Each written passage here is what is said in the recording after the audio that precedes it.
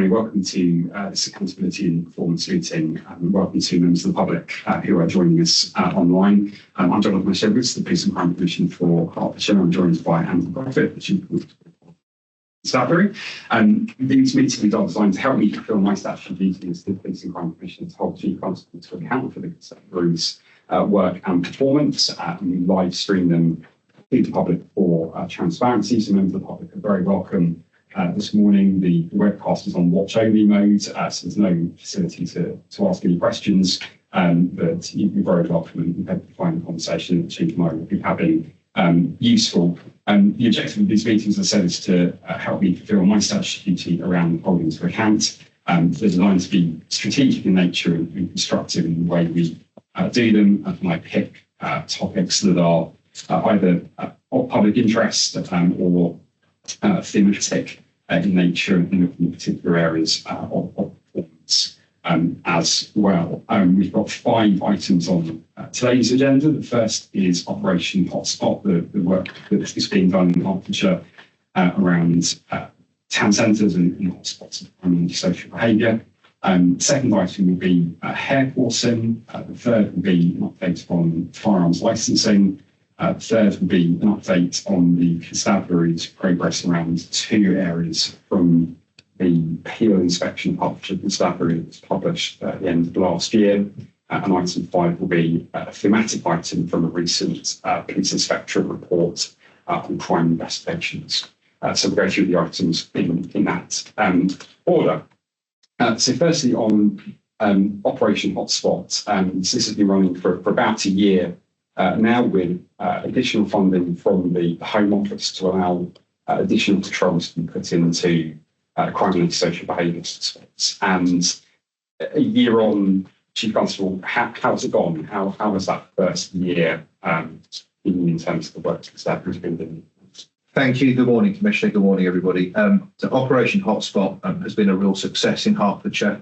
As you rightly said, it's an initiative that we've absolutely embraced in the Constabulary, designed to tackle serious violence and criminality in key areas of social behaviour. And last year, for 24-25, Hertfordshire secured £1 million of government funding to deliver that activity. And that is about effectively using that money to put additional officers on patrol in key areas and working with partners in those key areas, using technology in those areas to drive down crime. So the results for last year, so the 24-25 financial year, the Constabulary identified 26 separate hotspots across the Constabulary. And through that year, there were a total of 2,903 individual patrol or partnership events, which equated to over 26,000 hours of additional policing or partnership activity in those hotspots.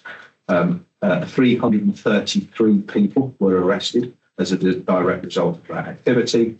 There were, in addition to that, 680 people who were subject of stop and search in those hotspots. To put that into context, that was 10% of all the stop and search events in the Constabulary were specifically in those higher crime areas. Officers use their antisocial behaviour powers of warning, dispersing, requiring people to move on, a total of 1,600 times in those hotspots. 52 knives and other weapons were seized and removed from the streets, making Hertfordshire safer. And there was one occasion where a dog was seized under the Dangerous Dogs Act. And of those patrols, as I said, a good number of them, 158, were not just the police, but partners patrolling together. So a really successful initiative in the year. I'm really pleased with it. We also use some of the money to buy and improve some of our infrastructure going forward in terms of how we and partners tackle private hotspots like parks, like high streets, and key areas. So Watford, for example, bought some detection equipment to help officers search people and identify metal objects, sharp objects and knives. Again, in Watford, a police box was bought, which obviously is a point in the high street where police contacts can be improved, and also improvements to the CCTV camera systems in Hartsmere, Broxbourne, St Albans and Decorum were made through some of the the money that we secured. Overall, when we look back at the year, in those identified areas, say 26 of them, tons of activity, which is great. The officers love doing it, my staff love doing it, partners love doing it. I think the public like that visibility and that really positive response, and I think the results speak for themselves. But in those areas, there was a 14.5% reduction in antisocial behaviour, serious crime. So it works, Commissioner, and I'm really pleased with how it went. And it's a fundamental part of how I want this to continue policing going forward. Thank you. That's really useful and an impressive set of figures, and it's been good tracking that over the last year in terms of seeing that activity building. And you're absolutely right. Officers really like it, and it's been really good seeing some of that work happening firsthand and certainly being recognised by the public. I often find when I go to events, people have noticed some of those additional patrols in many of those towns, which is good, and that falling behind social behaviour is exactly what we want to see. So that's really positive. How do you feel that work over the last year has helped constabulary kind of embed some of those principles around hotspots? It's obviously additionally funded activity, but it's kind of wider principles there, aren't there, in terms of that really focused activity where crime and social behaviour is happening? Well, I mean, I think it's helped us a lot. I've said to the constabulary in the approaching 5 months I've been here now, policing's a complicated business, but some bits aren't that difficult. We know where crime is happening. We know, high footfall areas like parks, like certain residential estates, like high streets, are where people are and where crime and harm and interaction happens. So we should be there, because that's where we are needed. So that kind of be at the right place at the right time, using the right powers, I think it's helped us be really, really clear on that. It's absolutely helped us think about, as we deliver the government's neighbourhood policing guarantee and the uplifting resource in Hertfordshire, we'll be getting through the course of this year about 20 more officers, about 25 more PCSOs deployed again into town centre and parks to increase the visibility the public wants to see, to work with retailers, to tackle shop theft, tackle violence against shop workers, to make people feel safe when they go out on Saturday afternoon with their family. It is at the heart of where the constabulary is. And as you know, we have secured a further £1 million of government funding for this coming year.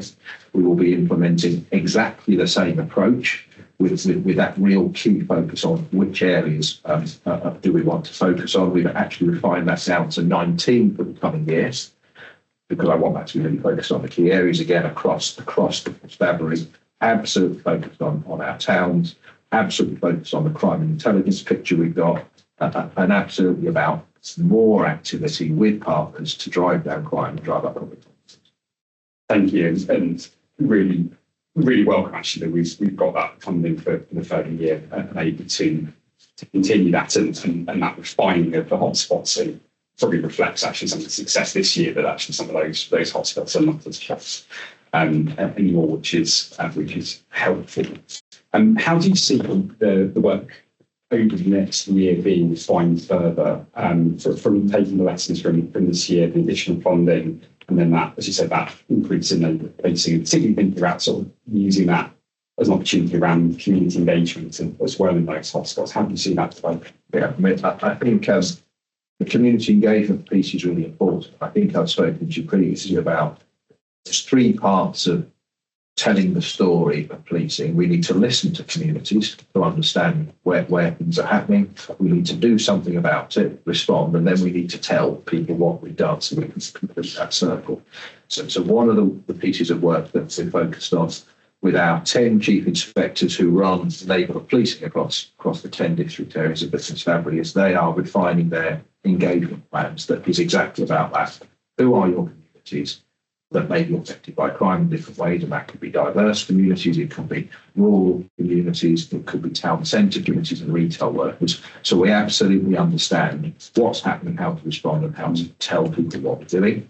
That's again part of visibility and public trust and confidence is about you won't always see what we do. I hope you will, but we absolutely should tell you through other things about how we're doing that. I think the other way that we'll be refining what we're doing this year is far even closer working with our local councils, with our town centre retail communities, and that kind of business forum approach in Hertfordshire. So we get that real shared focus on making our town centres feel safe and feel protected, because it's not just about officers and PTSOs, as important as that is. How we're working with shop security, how we're working with council wardens, how we're working with local ASB officers to get that team Hertfordshire approach to crack down on crime. Thank you. And I think that kind of wider partnership approach is really important, and links well with other priorities in the business crime plan, and as you set out, you talked about retail crime there, but also around some violence against women and girls, kind of things in town centres and the nighttime economy as well. So I think that broadening out approach is really helpful, and look forward to seeing how that continues to develop over the next year. Thank you for that, and my thanks to all the officers who've been really engaged on those patrols, for the huge amount of officer time gone into that. I know they enjoy doing a lot of them, but it's been a big commitment for officers on top of daily work. Thank you. Yes, they have, but thank you for your thanks. I'm going to go on to hare coursing now. This is something that often doesn't get a huge amount of focus, but is a real concern to many of our farmers and rural communities in Hertfordshire. We've recently done a number of farm meetings with farmers in the rural communities across the county where this came up as one of the areas of concern, and that's the slightly changing nature of some of this activity of concern to farmers. Perhaps I could just start off by asking about the number of incidents of hare coursing that the constabulary would typically be reported to. How big a scale of issue is it in Hertfordshire from a constabulary's perspective? Thank you, Commissioner. In 2023, January through to December, so the calendar year, there were 66 reports of hare coursing. In 2024, again, January to December, there were 153 reports of hare coursing. And in 2025, to yesterday, there have been 55 since the 1st of January. So we have seen an increasing trend over the last 3 years. I suspect there may be some issues of under-reporting, and that's really important. We build those ties with our rural communities, but the best data we've got for 2024 full year, 153 reports. And that will differ, I guess, from kind of fairly low level up to quite significant, more cross-border kind of incidents that require a much bigger response. And I think one of the challenges around some of these rural crime issues is that they're not kind of home office reportable offences and all of those sorts of things, which is often an issue with some of the kind of rural and wildlife issues. Are you confident in the constabulary's understanding of the scale of it, about under-reporting, which should absolutely be an issue? Is there more to be done around understanding the nature of this? There is more to be done. As you know, we both attended a number of farm weeks in recent months. I went to two personally, and I heard the strength of opinion from our rural communities, about farming community, about the need for great partnership working with Hertfordshire Constabulary, the ability for them to share information and intelligence with us, which is fundamentally important, the ability for Hertfordshire to respond to those, not just from a policing perspective, but a local authority perspective around some issues like fly tipping, which I know is slightly different, and for Hertfordshire to be working, which we do, with other forces around the region. Hare coursing affects our rural communities sometimes across boundaries. It's organised to a degree. So working really effectively with the community to respond is important. Some of the things we have talked about with the rural community and we are delivering is about making sure that the community understand how to report and tell us things. So we've got Hearts Connected as one example, which is an online forum where anybody can register through the Hearts Connected website with their details. They can see what's going on in their local area. They can share information and intelligence with us. So we get a really good local sense of activity and information flow. We have got our Rural Operational Support Team, ROS team as we call it in policing, which is a dedicated group of officers who are specially trained and equipped to work with rural communities and tackle rural crime. And they've been doing, they've been reinforcing the message about reporting. They've been targeting high value areas. They've been working with the rural communities and farmers to mark their valuable property when it goes missing, and how to protect them and make sure that the rural community is as safe as it can be. So, I think all of those things have to happen, but there is always more to do. There is more to do. We're absolutely determined to do. In the balance of all the things we have to do, get our response to rural communities right, and hare coursing is an issue that is on our radar and we'll continue to tackle as best we can. Thank you. And picking up then on a couple of the questions that were raised in those farm meetings by farmers. One was around the knowledge of, or perhaps the consistency of knowledge of call handlers when they call to report. And I know you talked in those meetings around, being really clear around believing people when they're reporting. Perhaps if that knowledge isn't as good in the control, what work's being done to help that depth of understanding by call handlers? They obviously deal with a really diverse range of calls, but when someone's reporting hare coursing, how's that knowledge being taken? Yeah, and it was a really important point, wasn't it? Because a number of our farms cross boundaries between Hertfordshire, Cambridgeshire, Hertfordshire, Essex, Hertfordshire, Bedfordshire, for example. So the rural operational support team has been mapping the Hertfordshire boundary, working out which farm crosses which border with which bordering police force, and they're sharing that information with the control room here. So when Mr. Smith from X farm rings up and says, I've got an issue on my land, the controller should be able to say, oh, I know that's a joint border with Bedfordshire. And Hertfordshire Police Controller and talk to Bedfordshire Police Controller, and we can get a bit more of a joined up response immediately. So it's putting the information in the hands of our police. Thank you. And then a little bit more around that on cross-border incidents. There've been a number of kind of broader regional incidents in recent months where hare coursing kind of has crossed county police force boundaries. How does the constabulary work with neighbouring forces to deal with those kind of incidents that are kind of moving around between boundaries, particularly where perhaps there's more of a kind of organised crime link to what's going on and where people are kind of moving quite significantly? Thank you. And it's a really important point. So we absolutely recognise that hare coursing is an organised sport from some perspective, and it causes harm and damage, and therefore tips into crime in terms of some of the consequences of it. So Hertfordshire Constabulary is part of a regional operation called Operation Galileo. So that's with 6 forces of the Eastern Region and Kent, where we share information intelligence around which individuals or groups of individuals we think may be responsible for hare coursing or other types of normal crime. So we do joint operations with using number plate recognition around vehicles. We actively monitor social media and other lines of inquiry, so we can try and gather our intelligence.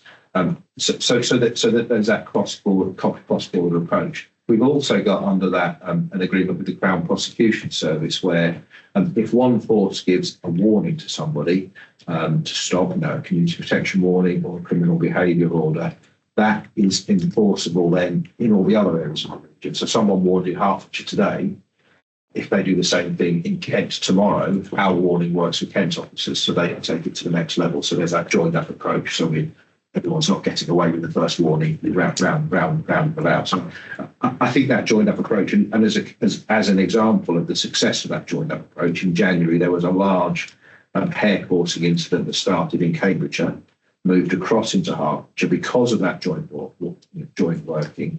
And it was Hertfordshire officers who deployed and interacted and intervened and stopped that event happening. We used the drones and we used some of our special capability. A number of vehicles were seized, a number of people were arrested, and there are ongoing criminal investigations. So that joint working does happen.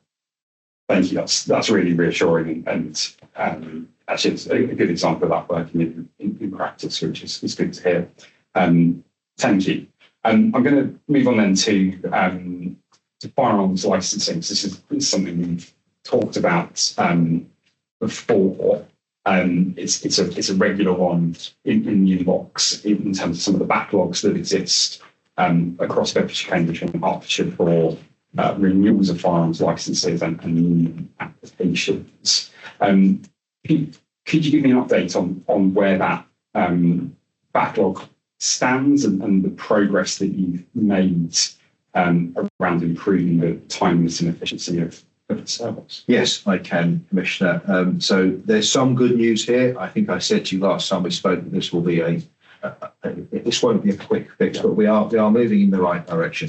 On the 12th of February, when we first kind of highlighted this issue in Hertfordshire, and you'll recall that this firearms licensing is a collaborative unit between Bedfordshire, Cambridge and Hertfordshire. I'm going to talk about Hertfordshire figures. On the 12th of February, there were 1,102 individuals awaiting renewal of a licence. As of this morning, that has fallen to 968. So there had been a reduction in people waiting for a new licence. That's against the context of the amount of renewals coming in has increased this year. Because this year there are 8,000 renewals that need to happen. So we have kept pace with the increased work and reduced the backlog. That will continue to reduce. I'm confident of that. We are operating today 5 or 6 times quicker than we were in January and February. But the reason we aren't making the reductions as quickly because we're facing with that increased demand this year against last year. So the system is improving. The next area of focus for us is we've spent a lot of time reviewing how we use technology to automate and streamline how information is provided from individuals applying for the licence and how we automate the process of doing that really important piece of assessing the risk, and we must do that in an efficient way. That technology, when we get that on board, I think will be the game changer in this space. Haven't quite perfected that system yet. It's due its next trial next week. So is it operation ready to go? So I've got a lot of investments in that process. And ultimately, if we can't deliver through the technology, we'll look through, looking at the efficiency of our people processes and looking to need to put some more people. So it's steady, methodical process. And you will ask me, I'm sure, about, we spent a lot of time thinking about how we engage with people to let people know where they are, giving them updates and knowing the expectations, give them a sensible way to provide a reasonable expectation.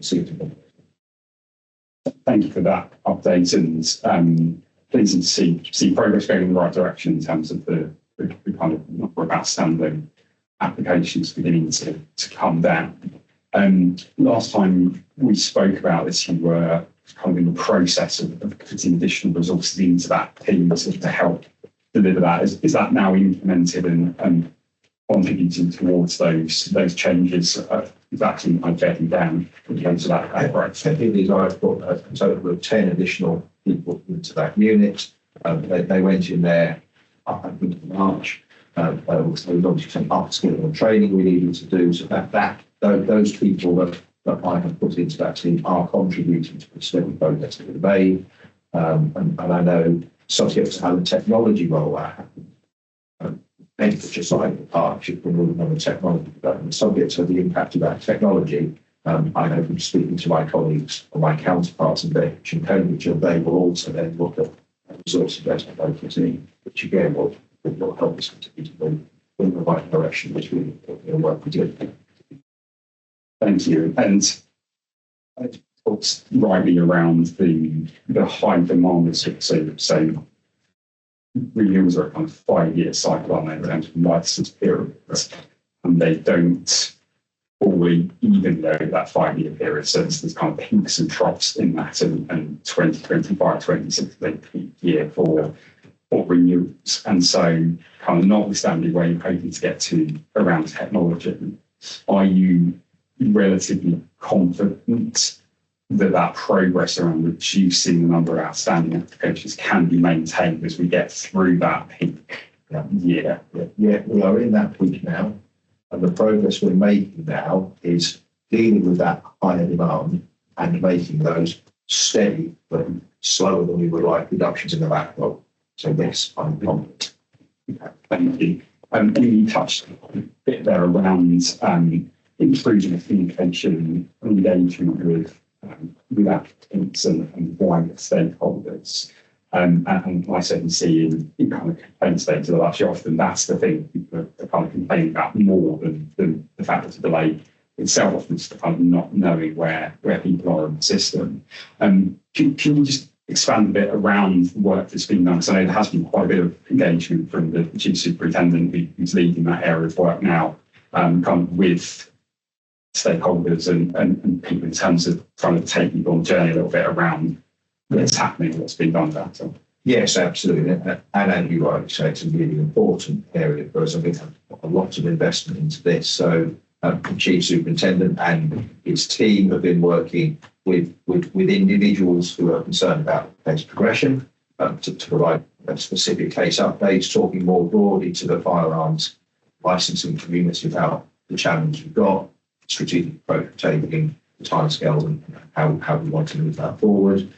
We've got out on our internal website and external website information for people to log into and see. There's been media releases on our Hearts Connected website that I've talked about. And recently, one of the most effective communication updates really was a video message from the Chief Superintendent that explained kind of exactly where we are and how he and his team are seeking to address it. And I know from talking to that senior who's leading it this morning, a further video message plan will be going out and updating people with where we are, because this is, as we heard again at farm meets, the provision of a firearm is people's livelihoods in the rural community. So it's really important to understand that. Absolutely. Thank you very much. And as you said at the beginning, kind of balancing that with making sure the decision is right from a public safety point of view throughout. So really important to do time. So thank you for that update and appreciate the work that's been done to make the progress that's been made there. And no doubt we'll come back to it in a future session to see how that's been maintained. Thank you.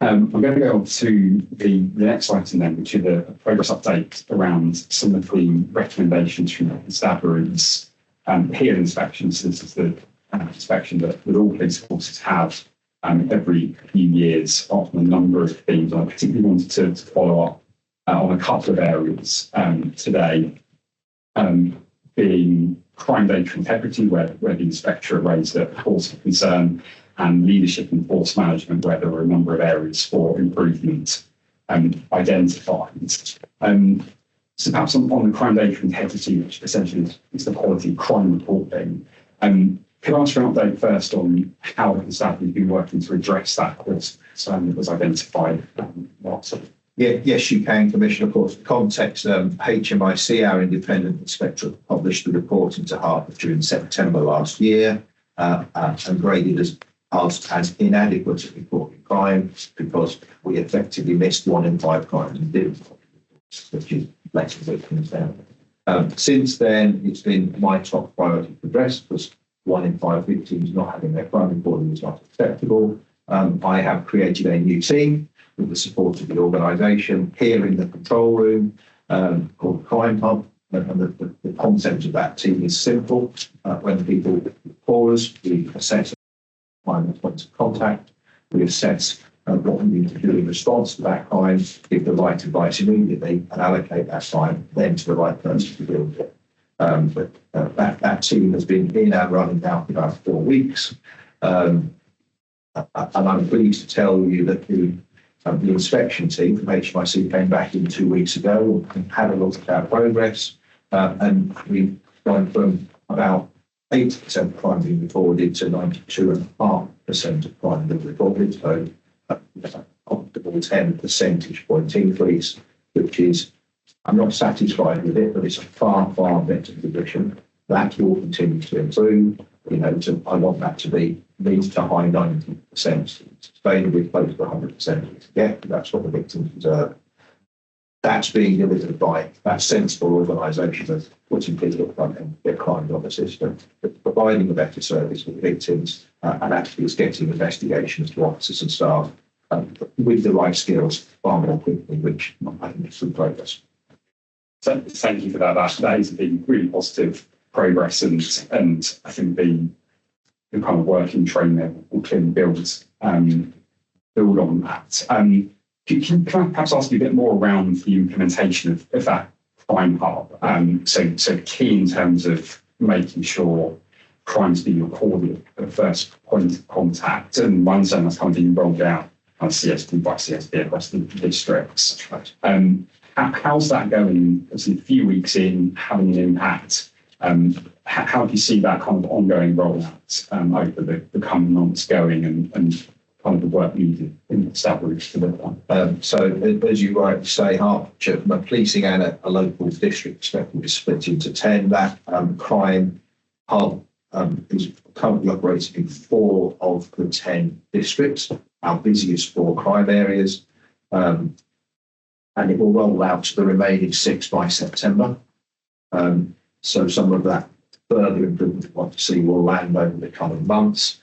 Why did we not do it all at once? It'd be a perfectly logical question. Well, I wanted to test the concepts that we had, the approach, the process we were introducing worked, and it is, and then kind of build up that kind of transition gradually.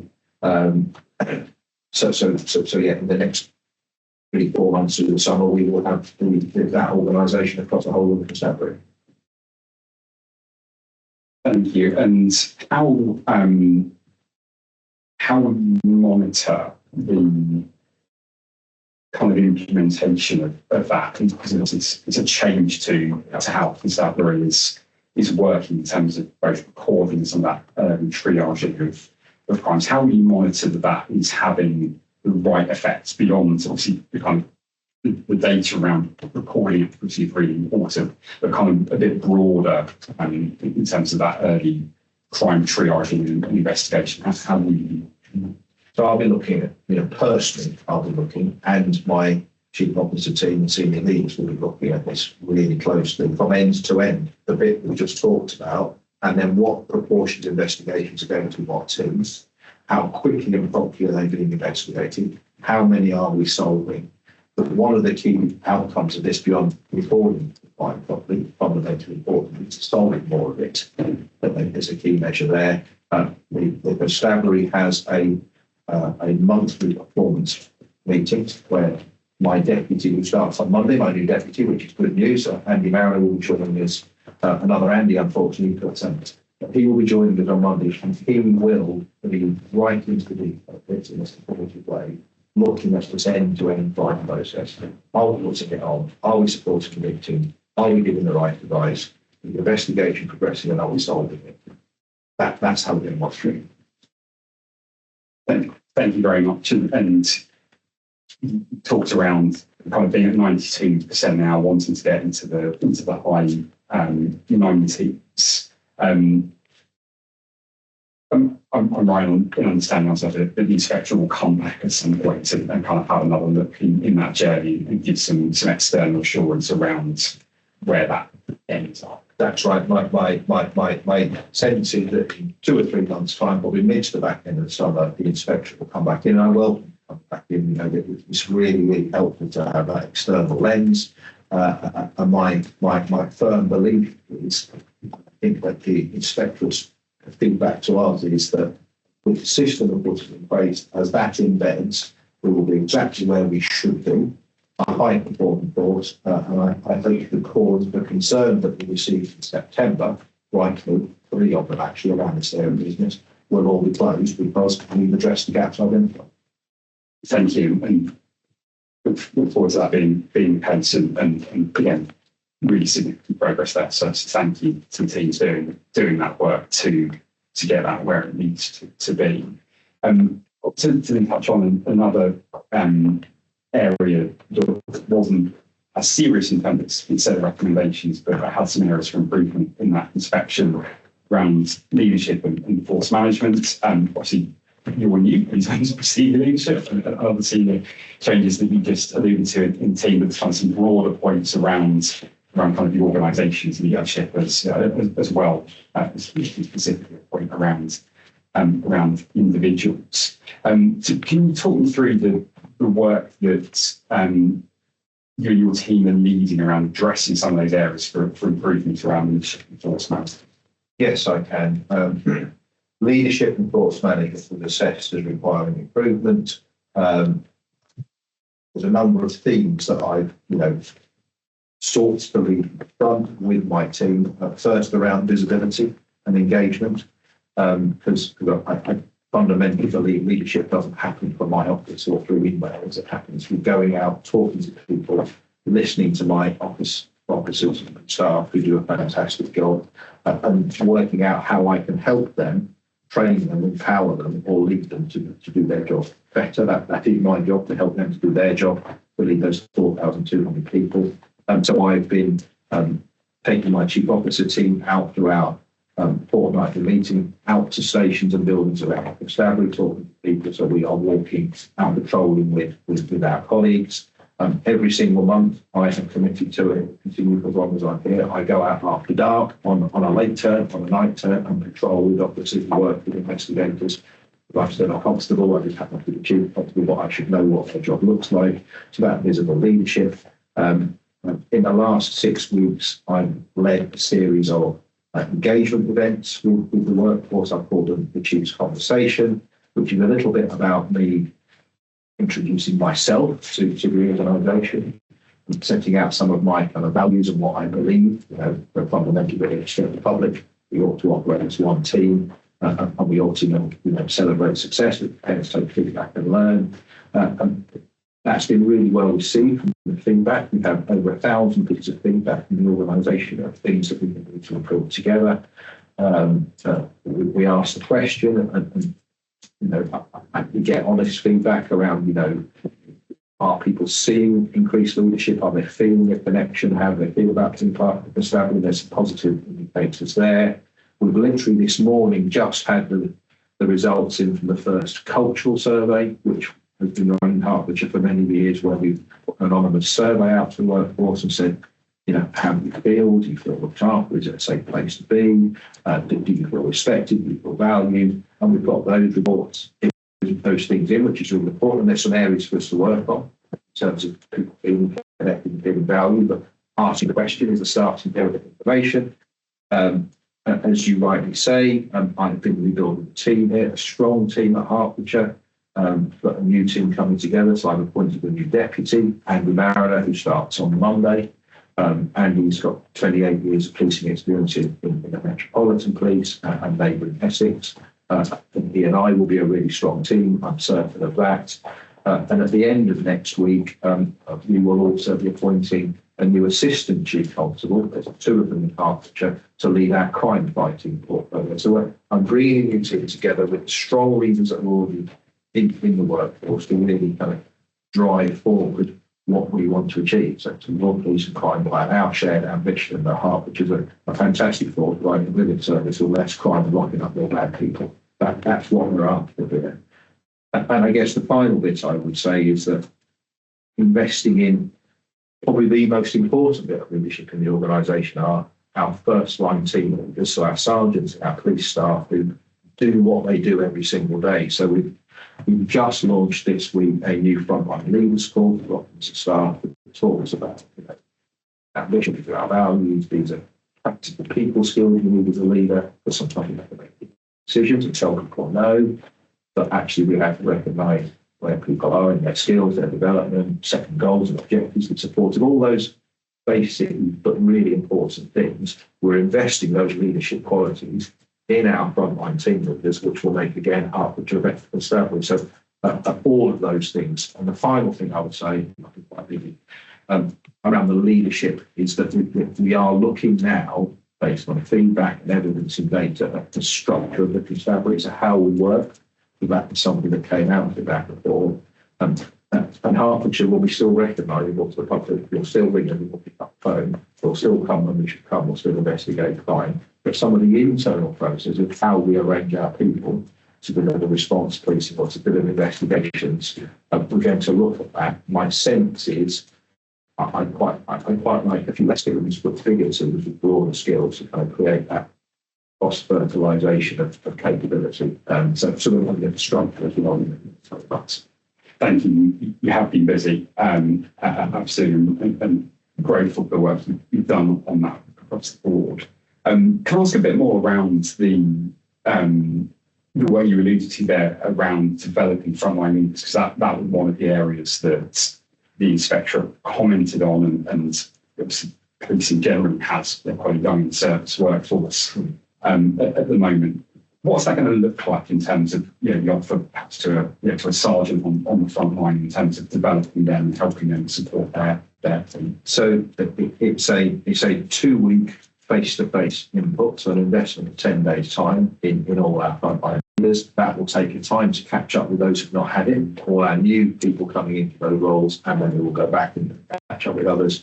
That covers everything from practical skills of the thing a supervisor needs to know about managing people, support, welfare, training, development, looking after people, skills aligned to core crime investigation, effective use of data, effective use of our IT systems to make them effective leaders, and then comes up with operational kind of problem solving, working with partner scenarios, so they kind of think outside just the constabulary, because often we have to deliver things.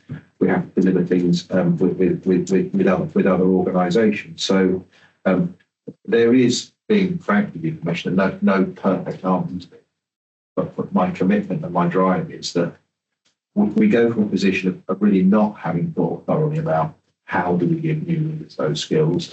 We've come up with a programme ourselves that feels right, taken some best practice from the college of policing, the actual body, and we're delivering it face to face to kind of build those skills. And more broadly than that, the people, second line managers, so developing their leaders is important. So this kind of whole kind of leadership system of the chief knowing what on earth is going on, the chief officer team being visible, and the senior leaders supporting their junior leaders to lead the people who are doing the policing out there. So it's that whole ecosystem that we're trying to address. Thank you. That's useful, and I'm sure will be well received by officers who no doubt will benefit from that. Another area that I want to just touch on is some commentary that there was in the report from last year around confidence in the workforce around inappropriate behaviour. The inspectorate, from the survey they did, found some concerns around people feeling that kind of either things they report wouldn't be addressed, or that it might kind of bounce back on them. What about the work you've done in that kind of area? You talked before in these meetings around your kind of personal values and expectations around behaviours, but in terms of that kind of more system-wide structure and leadership, what progress has been made around driving up confidence around dealing with behaviours where things go wrong? Yeah, so there's a number of really important things here. First and foremost, it was a key part of the conversation I had with the workforce with those conversation events, about standards, values, looking after each other. But there are some obvious boundaries. Having a laugh and a joke with each other, being part of a good team is fine. Harassing, bullying, misogynistic behaviour, homophobic behaviour, racist behaviour is never and will not be tolerated. And if individuals do that, there will be and should be severe consequences, and usually ending up in dismissal. That's a really important principle. I think the constabulary and everybody in it knows that and needs to understand that, because that's just perfectly apparent.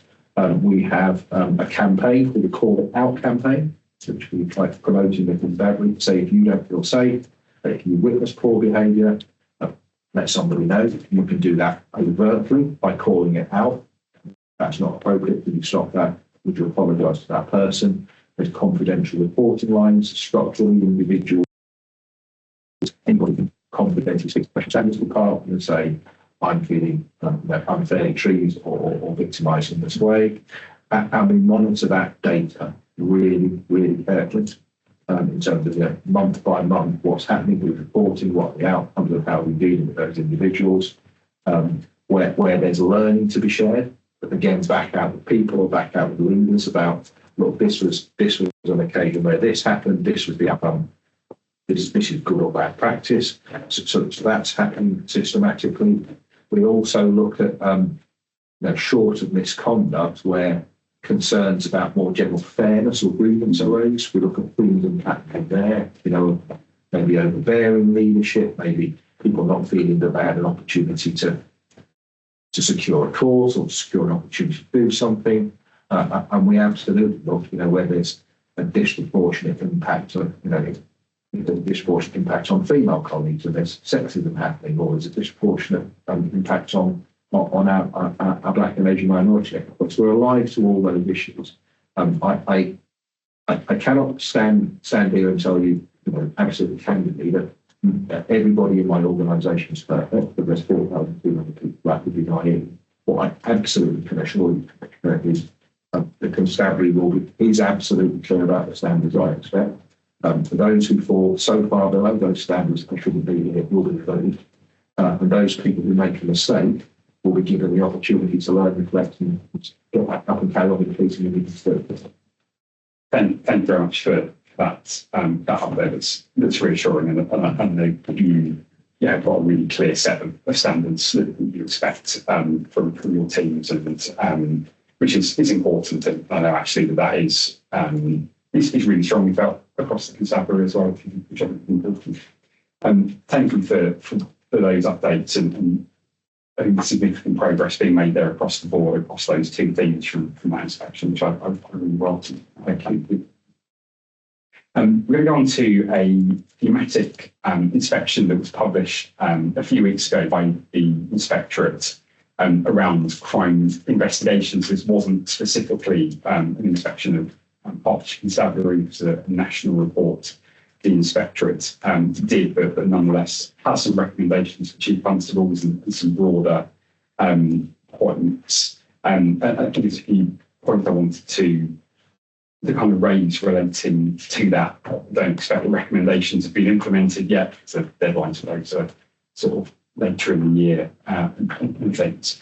But generally, could I ask how the constabulary is reflecting on this report and kind of how it ties into the overall work we're doing around crime investigation more broadly? Thank you, Commissioner. It's a really important report that reports, as you say, across policing in England and Wales around investigative standards. There were 8 recommendations in there for chiefs, which have to be delivered by December 2025 or September 2025 or March 2026. I'm happy to go through them individually. The assurance I will give you is that these 8 recommendations are at the heart of where the improvement I want to see the constabulary make, because the recommendations talk about how you record crime, prioritise where that crime goes, and make sure that the people they go to have the skills to investigate those crimes well, with a view to solving all of them. That broadly speaking, that's what the 8 recommendations say. So absolutely nothing that we shouldn't be doing. The crime hub that I talked about in response to your earlier question addresses a number of those in terms of a process to record it, assess it and allocate it. That process we are building there with a number of those recommendations. The raw investigative skill in my organisation in place is fantastic. The most professional, high-level, complex investigations happening, and the most awful people being locked up for a long, long time. But some of our areas of the constabulary, where we've got more junior officers who are closer to the start and the end of their policing journey, the experience and investigative skills are not high enough. And we need to do work to improve that. So we are doing a lot of work in that space, which starts from giving them the right jobs, and not too many of them. Also the structure of how do we get bigger teams with more experience, so we don't end up with small teams with inexperience. Making sure that our frontline supervisors, as I've alluded to, have clear direction and policy, which we have, to say this is how you assess a crime, this is how you give direction and support to your PCs and DCs to do good investigations, and making use of the various national packages that are out there. So there's a College of Policing package called the Introduction to Investigation, which we are now using. Hertfordshire is also part of the pilot with the College of Policing looking at supervisory development around investigation. So really important. We've got a lot of work still to do.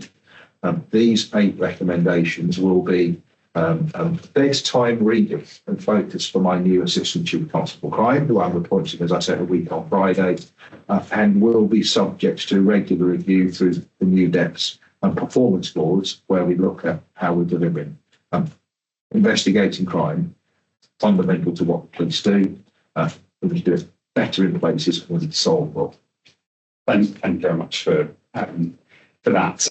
There's a few areas kind of drawn out of the structures that I wanted to ask about. The first was around understanding demand and the inspectorate. And again, not specifically commenting about Hertfordshire, but generally making a point around policing having good understanding of crime-related demand in places, but less depth in other areas, and kind of inconsistent kind of analysis of how crime is changing and kind of how it's going to change in the future. Where do you feel Hertfordshire is in terms of that kind of organisational understanding of crime demand and changing patterns? I think we're in a reasonable place with a maturing understanding of demand. So, as you know, each year the constabulary, as does every police force, has to produce something called a force management statement. And that is about assessing the what's happening, so what the crime and non-crime demand is happening on your organisation, and how are your people and the skills aligned to tackling it. So there are areas of demand and work that's going up. Crimes of vulnerability linked to mental health, linked to drug and alcohol use are an increasing area of business. Some areas of crime are falling, burglary and some aspects of car crimes, some of the more traditional crimes are falling. So we have a reasonable understanding of that. I think we mustn't be complacent, and I'm certainly not, about thinking, so how do we tackle some of those areas that are changing? Because sometimes you need new skills. So online criminality, fraud, cybercrime, an area of growth now. But I think the risk is that continues to be an area of growth. The amount of crimes that have digital evidence off phones and the capability to get that information off and use it, I think is a really important area. But through our analysis and through that process of constantly reviewing where we are, we will look at what's up, what's down, and how we adjust accordingly. Thank you. There's a bit of a theme kind of in the report, which is kind of drawn out in recommendation 2, around the kind of end-to-end process of a crime coming in, being assessed, being allocated, something being done about it in terms of the investigation. And often that has an impact in terms of the timeliness that a victim of crime then has, or kind of receives. How is the work that you're doing, you talked about earlier in relation to the Crime Hub, kind of reflecting on that kind of victim journey, not just around it being kind of recorded, but also actually how long is it before the victim gets contacted by the investigator and all that sort of thing? Yeah, it's at the heart of what we're trying to get right. So prior to the Crime Hub being introduced, Hertfordshire resolved at an early point or first point of contact, something like 12% of reports. So the other 88% went out to investigators. And sometimes some of the feedback, some of those it took too long, they didn't know what was going on, didn't get an update. Now, strategically, I do not believe that 88% of crimes that are reported are viable investigations that we can progress with a view to we're going to actually identify an offender and hold them to account in some way. So there is absolutely about an honest assessment with someone reporting a crime at the start about what we can and can't do, or whether we are going to do or not do something. And I think probably perhaps closer to 30% of crimes, what we need to do is give really good crime prevention advice, maybe referral to other agencies, victim support, and say, we've got a record to be crime. It is going to add to our intelligence picture. We will use it to deploy officers to try and prevent these crimes happening. Here's your crime reference number, but we aren't going to progress the inquiry any further than this. With that real frank honesty, I think a lot of victims would appreciate that candor at the front. So thank you very much. I understand where you are. And then the rest of the crimes going allocated out to the prioritised, which puts less work on his investigators, but the crimes that are solvable have legitimate, reasonable lines of inquiry we can focus on them. So I think that hub assessment at the start will provide a better service to the victim and give officers more time and space to get the quality investigation and their subsequent updates to victims' rights. Thank you. I think it's an interesting point, and I've said this example since I've been in this role, where actually members of the public have made a report just because they need crime records on there, and actually then have been kind of taken on a journey that really necessarily want to go on, that ended up actually with it not being possible to take any action. So I think that clarity, I think, often the victims at the outset is helpful. To be devil's advocate from the other side of that, how will you ensure that things that should be being addressed aren't kind of being resolved too early before perhaps there has been the right assessment of whether there are the right lines of inquiry? Yeah, I mean, it's really, really important. As you rightly allude to, there's a danger that we don't follow up reasonable, legitimate lines of inquiry. I confidently will not fall into that trap, but I'm not complacent to it. So I've got 2 senior detectives run the crime hub for me, which is quite important we get it right. They are in this detail day by day, week by week. So I can tell you yesterday that there were 15 crimes that were investigated and resolved at contact that didn't go out that might have otherwise gone out. We will watch and monitor that. We will also be working with the wider teams here to follow up with victims and say, how do you feel about that? What was your confidence in that service you received? And if we start getting feedback that says, well, I was really upset and you didn't investigate it, then we will respond to that. And fundamentally, the other key success after this, we should be solving more crime. Hertfordshire will solve more crime as a result of this. That's absolutely my firm belief and intention. Thank you, and I think that focusing on the stuff that the most solvable and where the greatest impacts can be had, I think is a really important step forward. There's some commentary in the Inspectorate's report around that point of reasonable lines of inquiry, and again, sometimes a question about whether there is consistency in policing around that judgment of what is reasonable and what isn't. How do you feel that is in Hertfordshire in terms of consistency of, have we got anything really reasonably that we can pursue? I don't think there was consistency, not through any lack of individuals not doing their job, but we didn't have a central point of control and decision making. We now do. And as you rightly say, reasonable lines of inquiry, there are national documents that suggest what reasonable lines of inquiry would make common sense to you or I remember to modern history. If we've got a name, if we've got our registration, if someone says there's a dirty great big CCTV camera up there, sounds like a reasonable line of inquiry. If you've got two letters of a registration, I think it's someone called Bobby that I've never seen before, or the CCTV camera that is not working. They aren't reasonable lines of inquiry. I trust, and I know we just need to be, I trust the individuals in that crime hub to work out what reasonable lines of inquiry are, but really important to explain that to the person reporting that crime. I don't want to over-bureaucratise that. I just want to ask and expect the people making those decisions make common sense decisions. Thank you. Thank you very much for that. And the final question I wanted to raise around this is just around investigation plans. There's again both commentary in this report, but also there was some commentary in the report on the constabulary specific inspection last year around the kind of consistency of investigation plans. What work's being done on that around improving consistency, improving the monitoring of that, and again, does that link back to that kind of wider work that's being done across the circle around coming out from the point? It does, and there is ongoing work. I don't think we've completely landed this yet. My My view of this is that investigation plans should be set by the officer themselves, and the sergeant or the supervisor should agree it.